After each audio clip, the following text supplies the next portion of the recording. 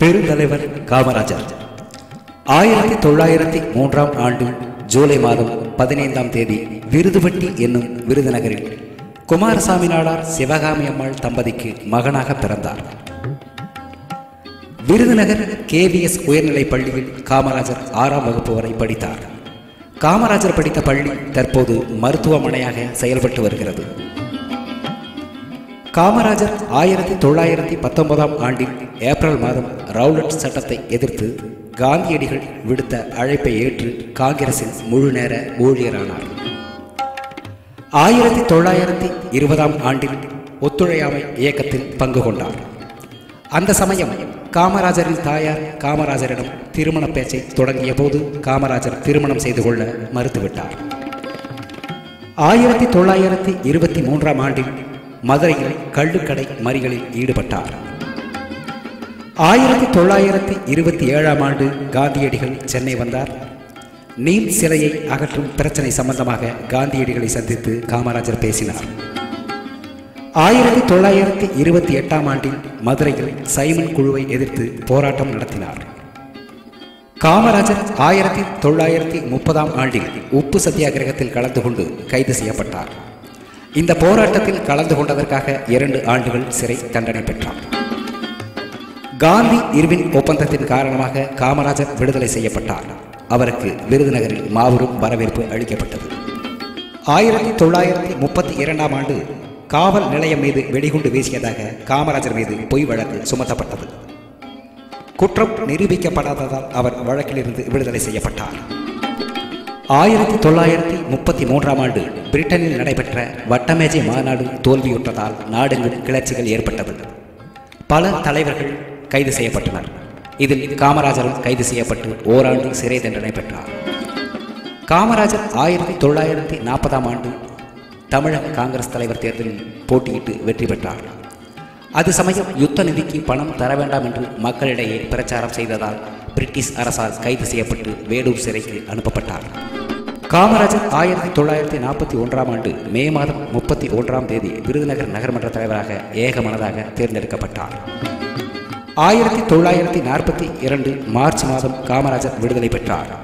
அவருக்கு விருதுநகரில் மகத்தான வரவேற்பு அளிக்கப்பட்டது. நகராட்சி கூட்டத்தில் முதன் முறையாக கலந்து கொண்டு அன்றைய தினமே கட்சி பணியின் காரணமாக தனது நகர்மன்ற தலைவர் பதவியை ராஜினாமா செய்தார். ஆகஸ்ட் போராட்டத்தின் போது காமராஜர் மீண்டும் கைது செய்யப்பட்டார். முதல்வர் ராஜாஜி அறிமுகம் செய்த குலக்கல்வி திட்டம் பெரிய எதிர்ப்பை சம்பாதித்துக் கொண்டதால் ராஜாஜி அவர்களால் பதவியில் நீடிக்க முடியவில்லை. ராஜினாமா செய்தார். நிலைமையை சமாளிப்பதற்காக சட்டசபை காங்கிரஸ் தலைவர் பதவிக்கு காமராஜர் போட்டியிட்டு வென்றார். 1954ஆம் ஆண்டு ஏப்ரல் மாதம் 13ஆம் தேதி காமராஜர் முதல்வரானார். குடியாத்தம் தொகுதியில் இடைத்தேர்தலில் போட்டியிட்டு வென்று சட்டசபை உறுப்பினரானார். 1956ஆம் ஆண்டு மொழிவாரி மாகாணம் என்ற திட்டத்தின்படி புதிய தமிழகம் உருவாவதற்கு ஆதரவு தெரிவித்தார். பள்ளிகளில் மதிய உணவு திட்டத்தை அறிமுகம் செய்தார். 1957ஆம் ஆண்டு பொது தேர்தலில் போட்டியிட்டு வெற்றி பெற்று மீண்டும் முதல்வரானார். 1960ஆம் ஆண்டில் ஏழை பிள்ளைகள் அனைவருக்கும் 11ஆம் வகுப்பு வரை இலவச கல்வி அளிப்பதற்கு ஆணையிட்டார். 1963ஆம் ஆண்டில் எல்லோருக்கும் இலவச கல்வி திட்டத்தை அமுல்படுத்தினார்.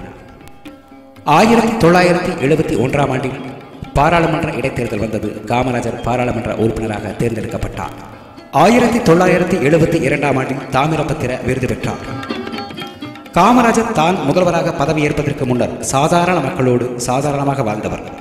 கிராமங்களில் மக்கள் படும் கஷ்டங்களை நேரில் பார்த்தார். இதனால் முதல்வராக பதவியேற்றவுடன் கிராம முன்னேற்றத்தில் அக்கறை காட்டினார். சுதந்திர போராட்டத்தில் தீவிர ஈடுபாடு கொண்ட காமராஜர் எந்த ஒரு போராட்டத்திலும் கலந்து கொள்ளாமல் இருந்ததில்லை.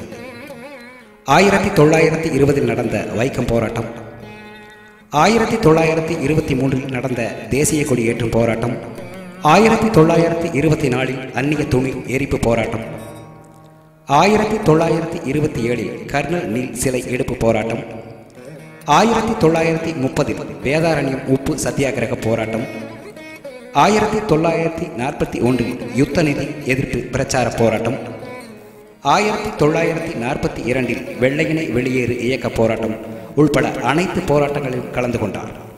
இந்த போராட்டங்களில் கலந்து கொண்டதற்காக 6 முறை கைதாகி சிறை சென்றார். மொத்தம் 9 ஆண்டுகள் சிறை தண்டனை அனுபவித்தார்.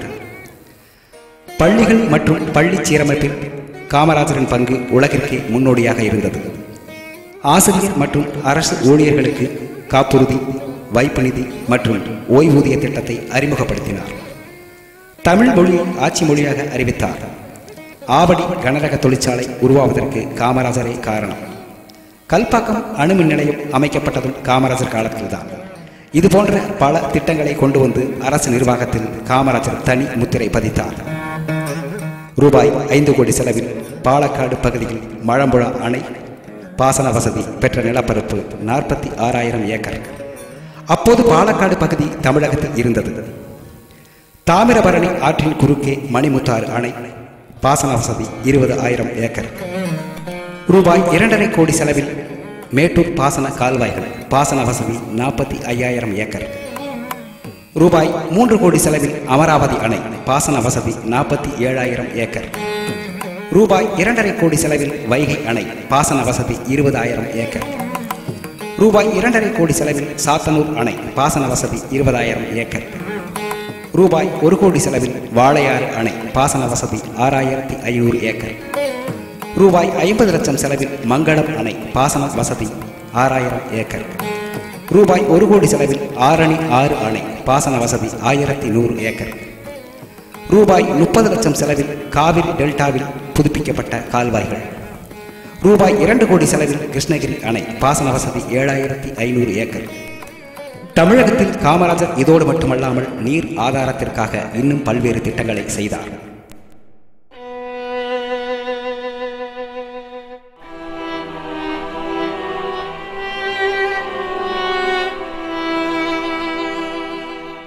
ஆயிரத்தி 1975 அக்டோபர் 2ஆம் நாள் பிற்பகல் 2 மணி அளவில் எதிர்பாராமல் காமராஜருக்கு உடல் வியர்த்தது.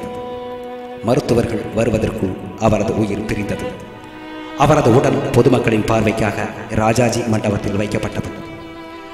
பாரத ரத்னா விருது இவருக்கு 1976ஆம் ஆண்டு வழங்கப்பட்டது. 1977இல் சட்டசபையில் இவரது உருவப்படம் திறக்கப்பட்டது. 1978 ஜூலை மாதம் 15ஆம் தேதி பெருந்தலைவர் காமராஜர் வாழ்ந்த திருமலை தெரு வீடு அரசுடைமையாக்கப்பட்டது. கிண்டியில் காமராஜருக்கு நினைவகம், சென்னையிலும் விருதுநகரிலும் காமராஜர் நினைவு இல்லங்கள், காமராஜர் பெயரால் பல்கலைக்கழகங்கள், காமராஜர் மாவட்டம் ஆகியவற்றை தமிழக அரசு பின்னாளில் உருவாக்கியது.